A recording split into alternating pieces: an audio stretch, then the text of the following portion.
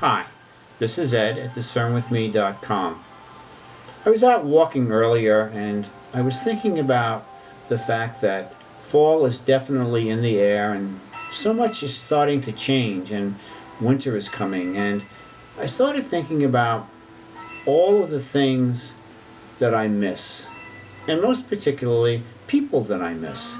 And today is November 1st, and November 1st and November 2nd, we celebrate in the Christian world All Saints' Day, and tomorrow another great tradition, Dia de los Muertos, the Day of the Dead. 2 days in which we commemorate all of the people in our lives that are important to us, and some that we're told should be important to us. When I was 10 years old, my grandmother gave me this book, The Lives of the Saints. And there are 500 and some odd pages, and for every day of the year, there is a saint. Some of them you've heard of, and some of them you haven't heard of.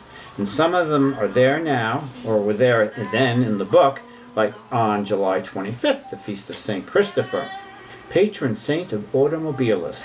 And I'm of an age and a generation when I remember all of those plastic statues. I wish I had one here on my desk to show you, of St. Christopher, that was on the dashboard of every car and would keep us safe on all of our journeys. I think today a lot of that's been replaced with rosary beads, but dangling from the mirror. But nevertheless, we sometimes make it and to the Book of Saints, and sometimes we don't.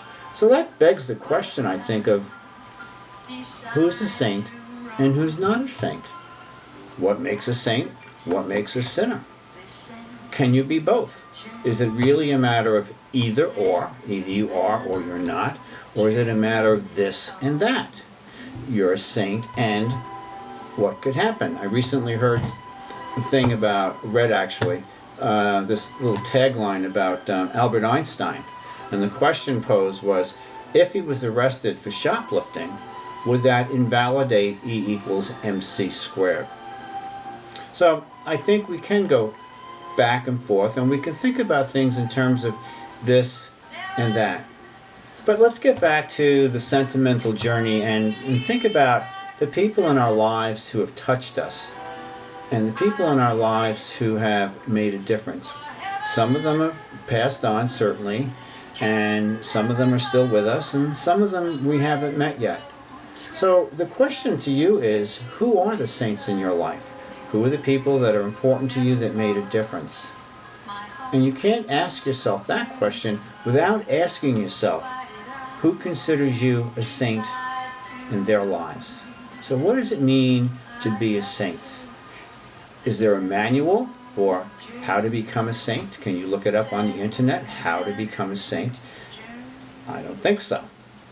But here's what I do think. That we're all on a journey. We're a pilgrim people, I think, and we're all on a journey because deep inside of us we all want to be at a somewhat better place, free of all of the things that bog us down. And I think that the key is all about learning to live your life out loud. And I talk about that a lot, but I think it's really important. So what does it mean to learn to live your life out loud? Well, quite simply, it begins with telling yourself the truth.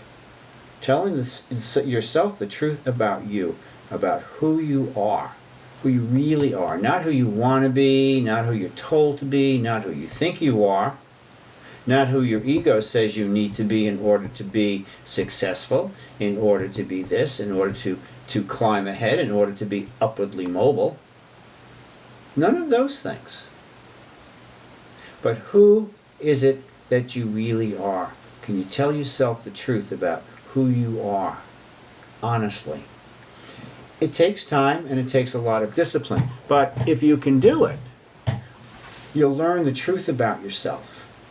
And you'll learn about who that truth defines. I heard a story a while ago about a little 3-year-old who had a new baby brother. And her parents brought her baby brother home from the hospital. And she said to them one day, "Mom, Dad, I'd like to spend some time alone with my baby brother." And they said, "Fine, no problem." And then she said to them, "Well, I want to be alone with him. And of course they raised their eyebrows a little bit, and then she said, and I want to close the door. Well, you can only imagine what the parents were thinking, but you know, this is the day and age when there are baby monitors, so they obviously had this thing glued close to their ear, and they said, all right, sweetie, go ahead and spend some time with your baby brother. And she went into the room and she closed the door, and they hovered over the baby monitor, and they heard the footprints, you know, little footsteps going up to the crib. And suddenly they heard her say to her little brother, tell me about God. Tell me about God. I've already forgotten so much. Tell me about God. I've already forgotten so much. In those 3 short little years, she had already begun to forgetting what that baby knew. And what is it that baby knew? That baby knew about God. That baby knew its sacred identity. And that's that place in us where the divine and the human come together. It's a very, very special place.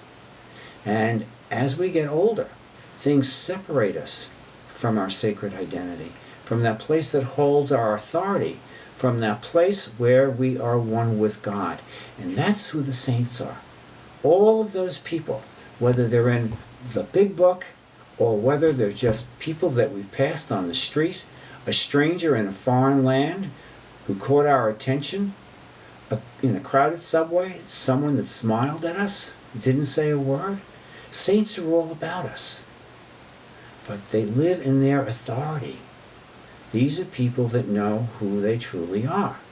And to be a saint, if there was a manual, in the introduction it would probably say, saints are people who journey home to that place where they feel really safe, to that place where they know who they really are. So maybe it's a backward journey. The 3-year-old girl only has to go so far. But the further we go in life, the further back this journey takes us. And it's an important journey for the taking. Because when we know that truth, when we've defined that truth, and we stand steadfastly in that truth, and we share that truth with others, it enables us to live our lives out loud because we're comfortable, because we know we're loved, because we know where our authority comes from. And it's easy then to make a difference in our lives and in the lives of other people simply by our example. I'm reminded of Mother Teresa, who said to her sisters one day, your job is not, hear me now, it is not about preaching about Jesus. It is not about drawing people into the church. Your job is to just be Jesus. Just be. By your example. Just by your example. Let people know who you are. That's what it is to be a saint. To live your life out loud. So, I think also that saints are people who understand the balance of fortunately and unfortunately. Now what I mean by that is probably best explained in a children's story. But as we take this journey back to the source, back to reclaim our sacred identities, things are going to happen that are fortunate and things that are unfortunate. Now, I want to take a moment and just share this little story with you. The book is called Fortunately, and unfortunately, I'm not going to be able to show you all the pictures, but we'll sort of just flip through it, so maybe, I don't know, if the camera will kind of give you a little bit of an idea. But the book is about a little boy named Ned, and it's written by and illustrated by Remy Charlap. So let me just read the book to you, because I think it really kind of brings it all home in a nice, sweet kind of way. Fortunately, one day, Ned got a letter that said, please come to a surprise party. But unfortunately, the party was in Florida, and he was in New York. Fortunately, a friend loaned him an airplane. Unfortunately, the motor exploded. Fortunately, there was a parachute in the airplane. Unfortunately, there was a hole in the parachute.